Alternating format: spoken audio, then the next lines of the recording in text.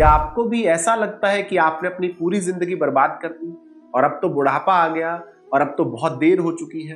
तो रुक जाइए और निराश मत होइए, क्योंकि गीता जी के दूसरे अध्याय के आखिरी श्लोक 72 में भगवान श्री कृष्ण एक वाइल्ड कार्ड एंट्री देते हैं। वो कहते हैं कि अगर जिंदगी भर पाप भी किया हो लेकिन आखिरी सांस में भी अगर तुम्हें ये सच समझ में आ गया तो जीत आपकी होती। कैसे, आइए समझते हैं श्लोक 72 को। ऐशा ब्रह्मी स्थिति पार्थम नैनाम प्राप्य विमुह्यति स्थित्वा अस्यामनंत काले अपि ब्रह्म निर्वाणम तृच्छति।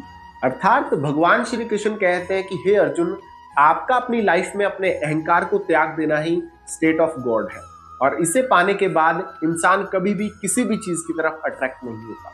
और सबसे बड़ी बात कि अगर कोई इंसान अपनी पूरी जिंदगी भर भटकता ही रहा हो लेकिन उसने अपने अंतिम समय में भी इस सिचुएशन को समझ लिया तो उसे परम मोक्ष की प्राप्ति हो जाती है। यानी कि आध्यात्म के रास्ते में देर होने जैसी कोई चीज नहीं होती। चलिए इस श्लोक के सार को एक एग्जाम्पल के साथ समझते हैं।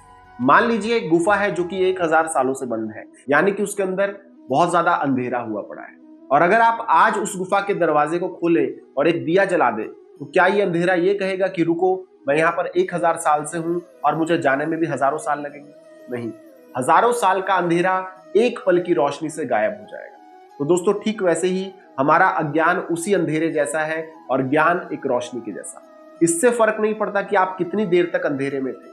जिस पल आपके दिमाग की बत्ती जल गई, यानी कि आपको रियलाइजेशन हो गया, उसी समय आप मुक्त हो जाते हैं, चाहे वो पल आपको आपकी जिंदगी के आखिरी पड़ाव में ही महसूस होना हो।